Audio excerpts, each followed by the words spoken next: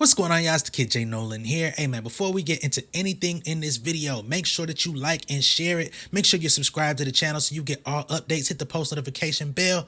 All right, y'all, let's get into it. Hey man, there's some crazy stuff going on in the world right now. I don't know what Pras from the Fugees got himself into. I did not even know he was famous enough or known enough in the world to become like a political pundit or political pawn, I should say, more specifically. But he is finding himself in a world of trouble right now. He's actually facing 22 years in prison due to some conspiracy, embezzlement, stealing money, over $100 million allegedly. Like, this is insane. To defend himself in court last week, he decided to go ahead and testify, and he made this decision based on consulting with his attorneys and the universe. That's what he said. So during this testimony, Pras admitted that he served as an informal FBI informant for the U.S. during China's attempt to extradite Chinese billionaire Guo Wangye, okay, with the help of Malaysian financier Joe Low. And Joe Low is currently a fugitive. They can't find this mother effer. He also added that he voluntarily met with FBI agents on several occasions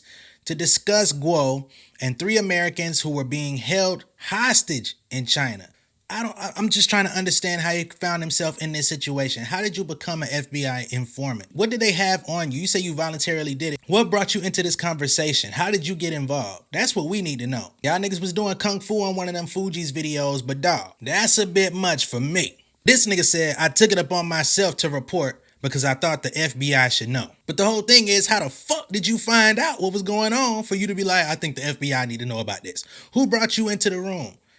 Why did they hit your line? Why they ain't call somebody else? Why they ain't call goddamn Jason Statham or somebody? Nonetheless, Pras has pled not guilty on federal counts of conspiracy and falsifying records. The charges are being tied to Joe Low's alleged crimes in which he was accused of stealing $4.5 billion from Malaysia's sovereign wealth fund. Prosecutors are claiming that Pras pocketed millions of dollars from Low during both the Barack Obama and Donald Trump presidential administrations.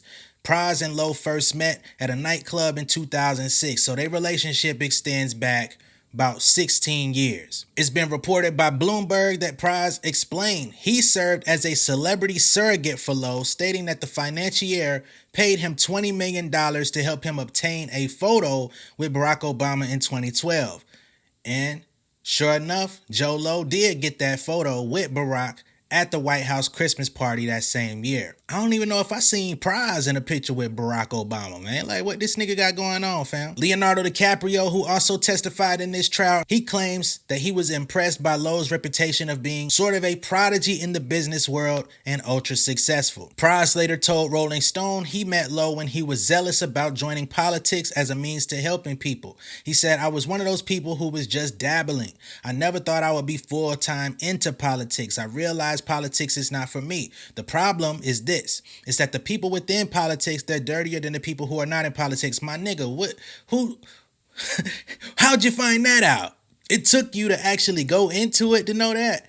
I ain't never even met a motherfucking politician. I ain't met no governor, no senator, no mayor, none of these motherfuckers, and I know that firsthand. My bro, we know more about how the shit go down in Haiti, in your home country, and we don't got no connection to it. We don't be over there. We don't really see y'all like that. So what made you decide, after all the political shit y'all was kicking on them Fugees albums, what made you decide that you was gonna be the nigga to bring change? Didn't you see niggas almost clapped your boy Wyclef when he was out there in Haiti? That nigga got the fuck up out of politics too. Y'all niggas be tripping. But Pras insists that he's never made any political donations on Low's behalf. And this is what he's facing 22 years in prison for if he is indeed convicted.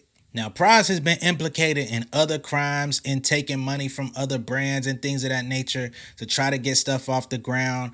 It's been said that he sold the publishing or sold the rights to his music to a company that never properly obtained them from him because he didn't actually consult with his record company and publisher to actually get clearance to sell those rights, but he obtained money to do so. It seems like he's been involved in some real funny criminal acts. I don't know what the fuck you want to call it, but as it pertains to money, this nigga been jugging for a minute. In the closing arguments during this case, They're basically saying that he is the center of this entire conspiracy. He's the core. They say he was an insider threat who willingly broke the law to line his pockets. This is how they're trying to paint him out. They say Mr. Michelle, that's his last name, was greedy. He wanted money and he got it. This case is about foreign influence, it's about foreign money, and it's about greed. Pras has hired David Kenner, the same attorney that we've been talking about as far as Suge Knight and Tory Lanez are now concerned, who's pulled off some very impossible acts in the courtroom.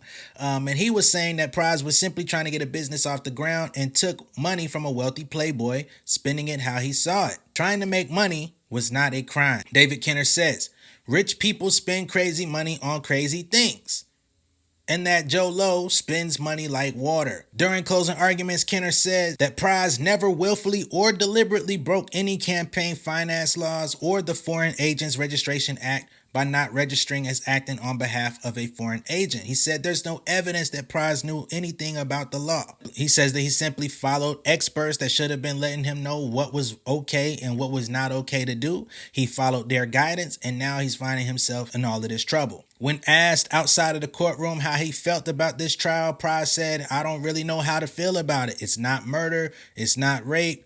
So he kind of shrugged it off like, I don't know what to make of all of this. They're making me out to be some sort of aggressive criminal. All he really did was make a couple plays to make some money, got down with some motherfuckers from the underworld that was doing whatever they needed to do, and he found himself caught up in it.